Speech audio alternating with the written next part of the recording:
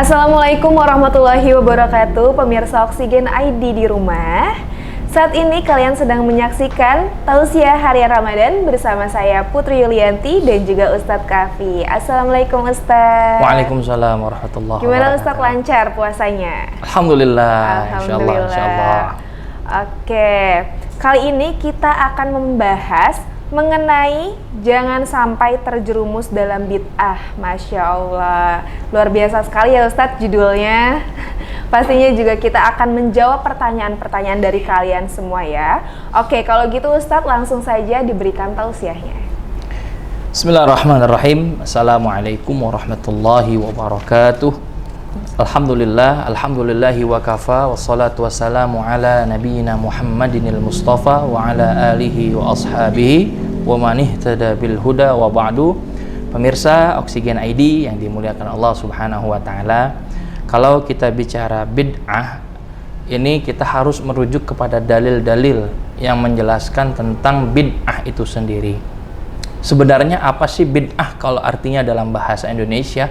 Sederhananya adalah sesuatu ibadah ya yang tidak dilakukan oleh Rasulullah SAW pada masanya, dan juga sesuatu hal yang baru dan dibuat-buat yang tidak ada di masa Rasulullah SAW. Maka kita harus merujuk kepada hadis yang mengatakan tentang bid'ah tersebut, yaitu syarrul umuri muhdasatuha. Sebaik-baik atau mohon maaf, seburuk-buruknya urusan adalah ya hal yang diada-adakan, hal yang baru gitu ya. Intinya hal yang diada-adakan. Ya, wa kullu bid'atin dhalalah. Ya, setiap bid'ah itu sesat ya, dan wa kullu dhalalatin finnar. Ya, setiap kesesatan itu pasti adanya di neraka. Namun kita harus cermat dalam menilai dan juga melihat tentang hal bid'ah ini sendiri. Mengapa? Karena ada orang juga yang sering membid'ahkan orang lain, padahal perbuatan dia juga memiliki dalil. Ya, ada juga orang yang memang dia benar-benar melakukan bid'ah yang tidak ada syariatnya, yang justru bertentangan dengan syariat Islam. Oleh karena itu, ada juga ulama yang membagi bid'ah menjadi dua. Yang pertama bid'ah hasanah dan juga bid'ah sayyi'ah. Ya, bid'ah yang baik, ada juga bid'ah yang buruk. Ada juga yang mengkategorikan bahwa bid'ah itu harus dikaitkan dengan yang namanya syariah. Artinya urusan agama. Kenapa? Kalau bid'ah dikaitkan dengan urusan dunia, itu lain lagi konsepnya. Nah, oleh karena itu di dalam hal bid'ah ini kita harus cermat menilai dan meneliti kembali apakah amalan-amalan yang terjadi di masa sekarang itu termasuk perbuatan bid'ah atau merupakan bid'ah hasanah, bid'ah yang baik yang dibolehkan oleh para alim ulama. Memang ada perbedaan pendapat, tapi kita kembalikan lagi kepada pemirsa Oksigen ID bahwa ketika kita melakukan syariat yang memang sesuai dengan rule-nya yang diajarkan Rasulullah SAW, itulah yang paling aman. Tapi ketika kita menambahkan amalan-amalan di luar yang diajarkan oleh Rasulullah SAW, maka ada konsekuensinya dan harus memenuhi dalil-dalil dan juga referensi yang memang ada sesuai dengan syariat Islam. Maka kita terkadang menjadi ambigu, menjadi bingung, hal ini boleh atau tidak. Ya, sebagai contoh hal yang bid'ah adalah contoh misalkan takbiratul ihram di dalam sholat. Ya, batasnya kalau takbiratul ihram itu menurut ulama fikih, ketika takbir itu telinga minimal ya atau maksimal itu di antara dua telinga. Ya, ujung kuku bertemu di sini. Ya, Allahu Akbar. Ya, ada juga yang mengatakan bainal udhunain, ya, antara dua telinga dan juga pundak. Jadi Allahu Akbar. Nah, itu adalah yang diajarkan oleh Rasulullah SAW. Nah, mungkin sebagian ada yang pengen lebih khusyuk karena niat sholat itu adanya di takbiratul ihram ketika takbir, ya, sehingga dia ingin khusyuk menambahkan gerakan yang tidak diajarkan Nabi seperti takbir Allah gitu. Ya, intinya seperti apa namanya ya, mengambil tenaga dalam gitu ya. Itu mengada-ngada. Ya, artinya mengada-ngada ya, seperti kita contoh misalkan dalam at-tahiyat mengucapkan asyhadu alla ilaha illallah, ya, mengangkat tunjuk, ya, ketika mengucapkan asyhadu alla ilaha illallah, kemudian dia rubah jadi dua, itu asyhadu alla ilaha illallah, dua-duanya. Nah, itu termasuk perbuatan bid'ah. Itu yang salah. Nah, oleh karena itu kita harus teliti dan terperinci ketika kita mengatakan suatu amalan itu adalah bid'ah. Karena bukan hal sembarangan. Ya, orang itu bisa mengatakan bid'ah, ya, dhalalah, sesat, dan itu adalah perbuatan ahli neraka dan lain sebagainya. Wallahu a'lam bishawab. Oke, terima kasih Ustadz atas tausiahnya. Wah, pemirsa, ini menarik sekali ya tema kali ini ya Ustadz. Oke, kalau gitu jangan kemana-mana, tetap di Tausiah Harian Ramadan.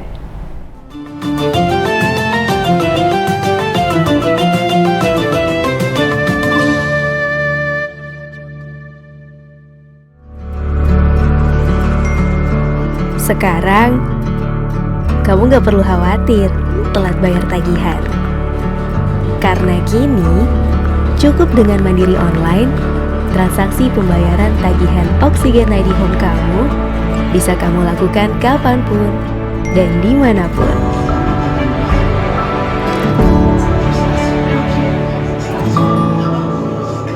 Ini baru namanya internet rumah.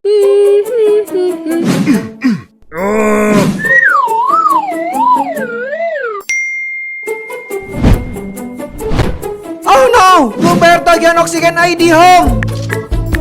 Yah! Kemana saldo Kibo? Gimana nih? Diovo!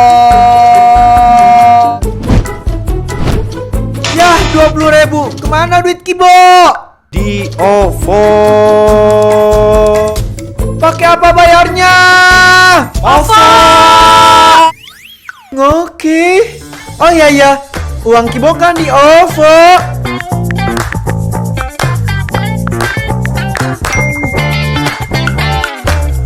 Bayar Oksigen ID Home pakai OVO. Impresi.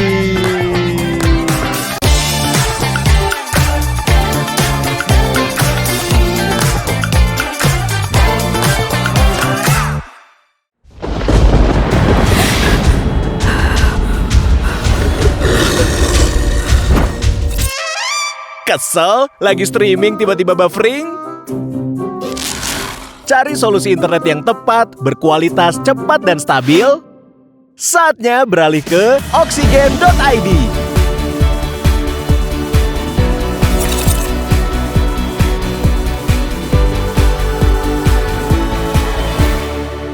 Hai Bun, hari ini aku mau bayar Oksigen ID Home di Alfamart sambil belanja-belanja cantik. Yuk ikutin aku terus ya. Parfum cek, shampoo cek, deterjen, minuman, tisu, snack, make up, bulu mata palsu. Aku udah selesai belanjanya nih Bun, kita bayar dulu yuk. Hai Mbak, Selamat siang. aku sekalian mau bayar tagihan Oksigen ID Home-nya ya. Bisa dibantu kode pembayarannya, Kak? Kita kasih tahu dulu kode pembayarnya ya Bun. Kalian bisa dapatkan kode pembayaran dari billing statement melalui email yang akan kalian terima setiap bulannya. Ini atas nama Amelia ya. Total tagihan Oksigen ID Home-nya 324.000. Pembayarannya sudah berhasil ya. Terima kasih. Jangan lupa bukti pembayarannya ya Bun. Gampang kan?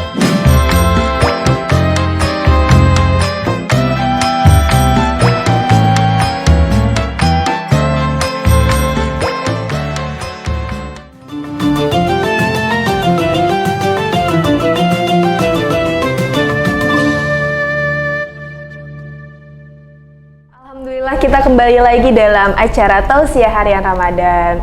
Wah, ini pemirsa Oksigen di rumah udah penasaran nih Ustadz dengan jawaban yang Ustadz berikan nanti. Ini pertanyaannya, bagaimana hukum bid'ah dalam masalah akidah? Baik, bid'ah dalam masalah akidah. Bid'ah dalam masalah akidah, keyakinan kita kepada Allah, sepakat ittifaqul ulama, tidak ada toleransi bahwa bid'ah yang dibuat-buat keyakinan kepada Allah Subhanahu wa taala yang baru atau ada unsur syirik itu dilarang di dalam Islam. Ya, sebagai contoh tadi menduakan Allah, ya, atau kita berpegang teguh kepada benda misalkan, bahwa benda ini bisa menghasilkan keberuntungan A, B, C. Itu juga termasuk bid'ah. Ya, perbuatan yang syirik sehingga menduakan Allah. Ya, oleh karena itu hal itu mutlak dilarang oleh para ulama. Jadi tidak ada toleransi masalah bid'ah akidah. Tapi kalau masalah bid'ah yang syariah, yang masalah furu'iyah, itu ada berbeda pendapat ulama mengenai hal ibadah tersebut. Oke. Kita ke pertanyaan selanjutnya. Bagaimana cara umat Islam dalam menghadapi bid'ah? Iya, baik. Bagaimana cara umat Islam menghadapi bid'ah? Yang pertama hendaknya ia belajar. Yang pertama belajar akidah. Ini akidah penting untuk sekali. Benteng kita semua, ya, agar terhindar dari yang namanya kesyirikan dan sebagai password kunci kalau bahasa kita. Yang kedua, jangan lupa belajar ilmu fikih, ya. Tapi ilmu fikih saja tidak cukup, karena ada ulama mengatakan barang siapa orang yang belajar fikih tapi dia tidak belajar tasawuf, fahuwa fasik. Dia itu orang yang fasik. Mengapa dikatakan fasik? Dia bisa seenaknya memakai dalil. Oh, hari ini saya mazhabnya Syafi'i, besok saya mazhabnya Hanafiyah. Bersentuhan langsung dengan wanita itu dibolehkan asalkan tidak menimbulkan syahwat. Kalau mazhab Syafi'i lain, begitu bersentuhan langsung batal wudunya. Tapi kalau misalkan mazhab yang lain, boleh saya bersentuhan. Begitu, artinya fasik. Orang itu bisa memanfaatkan dalil untuk keuntungannya atau untuk pribadinya masing-masing. Nah, ini namanya orang fasik. Oleh karena itu kita harus belajar tasawuf juga. Ya, tasawuf ini adalah untuk pensucian hati. Pembersihan hati lebih dekat lagi kepada Allah Subhanahu wa taala. Orang yang belajar tasawuf juga ya tidak belajar ilmu fikih itu salah. Fahuwa zindik. Dia termasuk orang yang zindik. Apa? Ya tadi menganggap dirinya itu nanti sudah dekat kepada Allah dengan zikir, udah nggak perlu sholat. Sholat nggak perlu wudu. Sholat cukup sekali saja. Nah itu hati-hati. Oleh karena itu pelajari semuanya, akidah, fikih, tasawuf.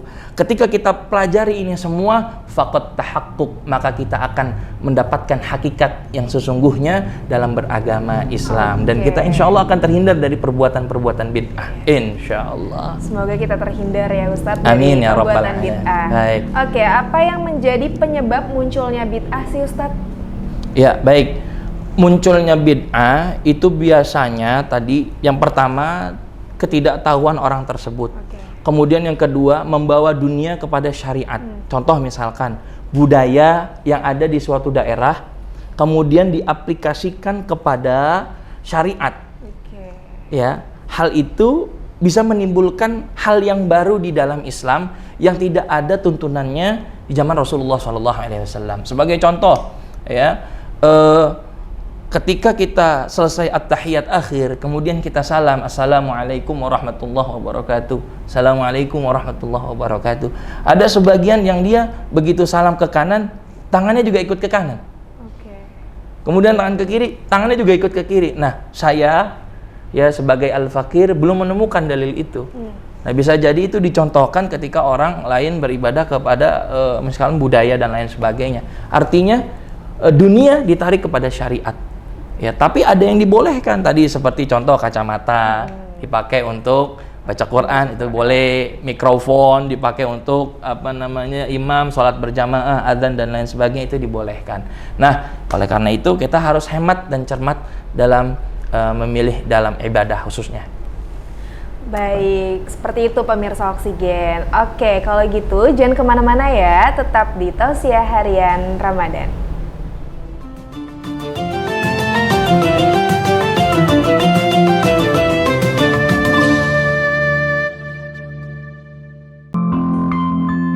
Transformasi digital sekarang dan nanti menjadikan internet kayaknya menjadi kebutuhan pokok. Penggunaan internet di semua bidang memang terlalu diperlukan. Contohnya, Beta, sebagai seorang mahasiswi di Kupang.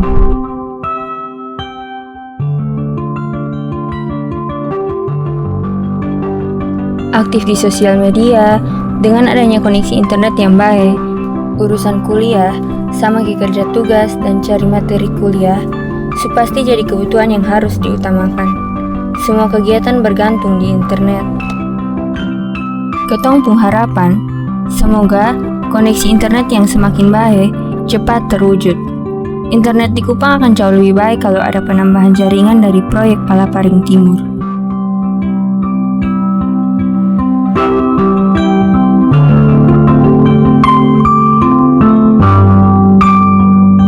Satu jaringan, satukan negeri. Untuk Indonesia yang lebih baik.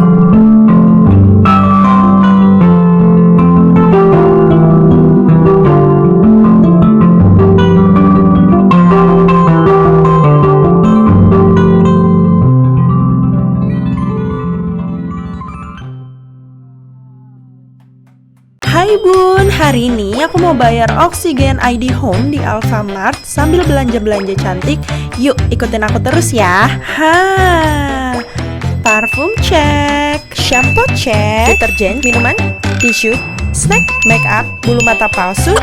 Aku udah selesai belanjanya nih Bun, kita bayar dulu yuk. Hai Mbak, Selamat siang. aku sekalian mau bayar tagihan Oksigen ID Home-nya ya. Bisa dibantu kode pembayarannya, Kak? Kita kasih tahu dulu kode pembayarnya ya Bun. Kalian bisa dapatkan kode pembayaran dari billing statement melalui email yang akan kalian terima setiap bulannya. Ini atas nama Amelia ya. Total tagihan Oksigen ID Home-nya 324.000. Pembayarannya sudah berhasil ya. Terima kasih. Jangan lupa bukti pembayarannya ya Bun. Gampang kan?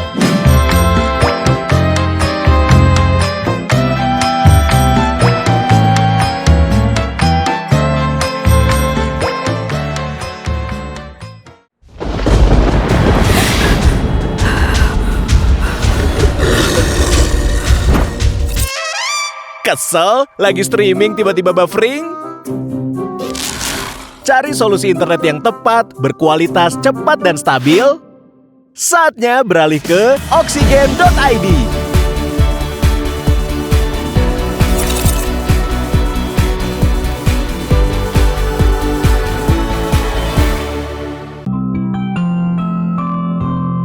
Ini beta dan beta pun kawan-kawan yang tinggal di kepulauan paling timur di Indonesia.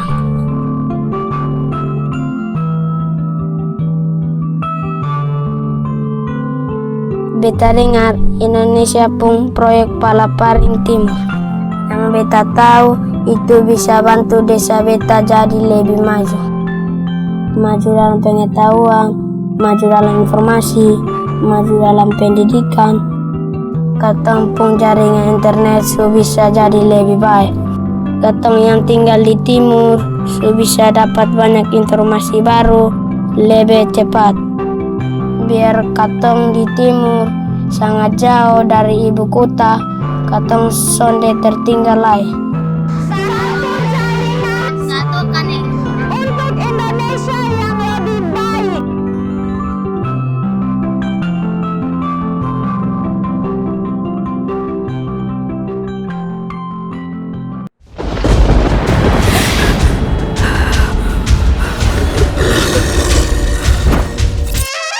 Kesel? Lagi streaming tiba-tiba buffering? Cari solusi internet yang tepat, berkualitas, cepat, dan stabil? Saatnya beralih ke Oksigen.id.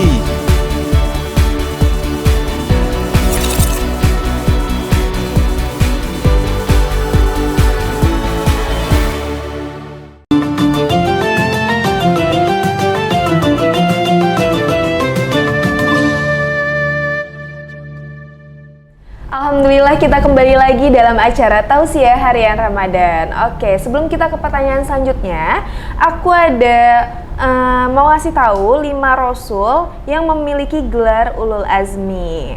Oke, kita langsung aja lihat cuplikannya berikut ini.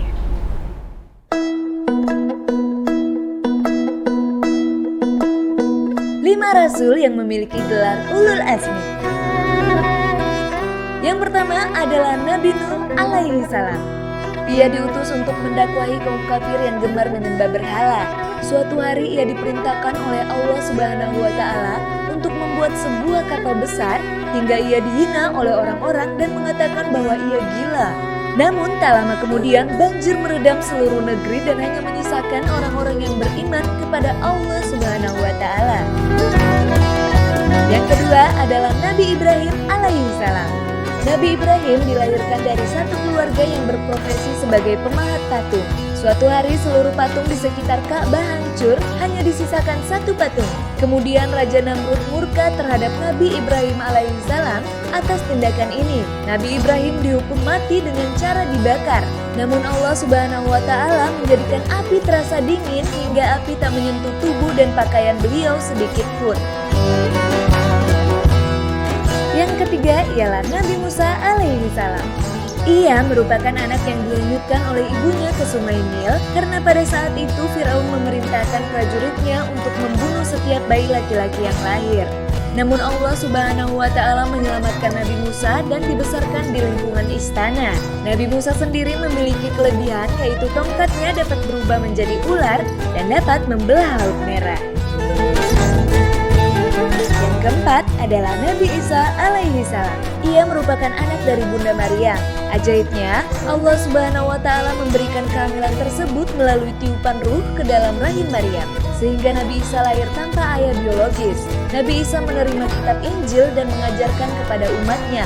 Mukjizatnya dapat menyembuhkan orang buta, bahkan menghidupkan orang mati. Yang terakhir adalah Nabi Muhammad SAW. Ia lahir bertepatan dengan awal tahun gajah. Disebut tahun gajah karena adanya serangan ke Ka'bah dari pasukan bergajah di tahun tersebut. Masa remaja Nabi Muhammad SAW dihabiskan untuk mengembala kambing saat berniaga.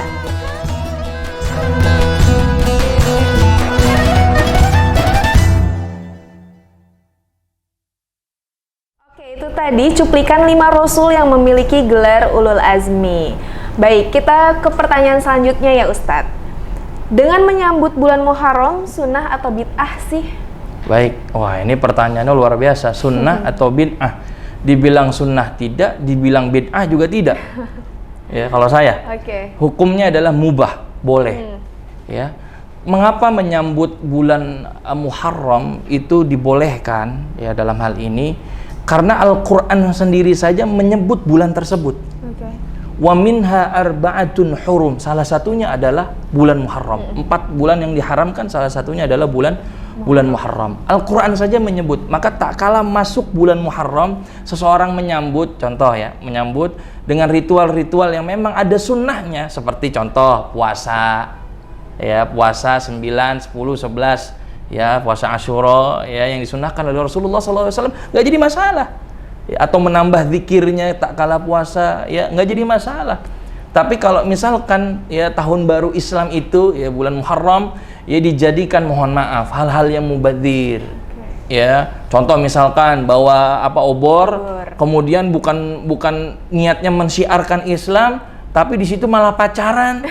Ya kan biasanya ada di zaman sekarang kan gitu, ya kan? Ya bener nggak? Iya, kesempatan, ya kan, malah pacaran, dia ngedate, abis itu dia kemana gitu, jalan bareng-bareng gitu kan. Nah, itu perbuatan maksiat. Ya jelas itu sudah dilarang. Ya bukan bid'ah lagi, udah dilarang itu. Ya. Oleh karena itu hindari perbuatan-perbuatan yang diharamkan oleh Allah Subhanahu wa Ta'ala.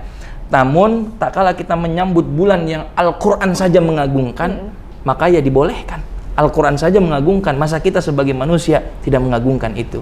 Jadi kita sambut dengan hal positif, ya, khususnya sesuai dengan tuntunan syariat daripada Rasulullah SAW. Oke, kita ada pertanyaan lagi nih, terakhir nih Ustadz. Apa saja perilaku bid'ah yang sering terjadi di masyarakat? Baik, bid'ah yang sering terjadi di masyarakat. Biasanya hal mubadzir yang terjadi di masyarakat. Contoh, misalkan dia beragama Islam, ya, ini dalam akidah ya. Cuma dia masih melakukan, mohon maaf, memberikan, punten, mohon maaf banget ini saya ya, memberikan sesajen kepada pohon.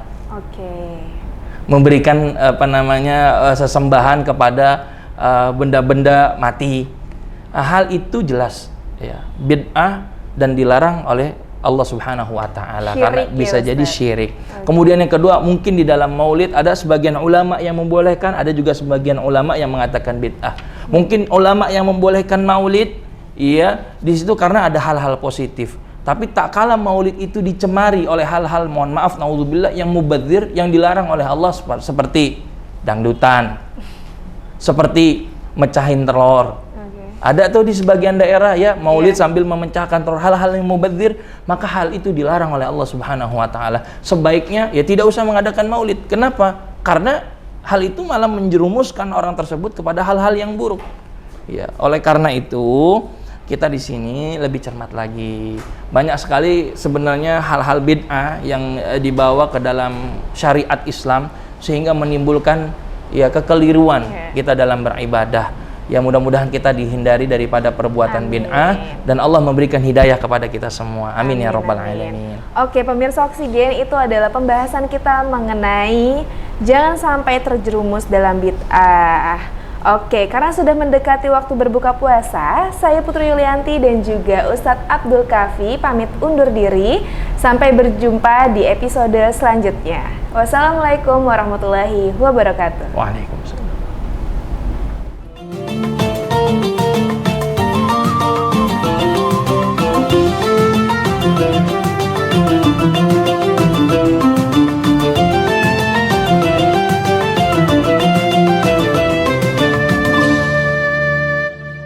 Acara ini dipersembahkan oleh Oksigen.id.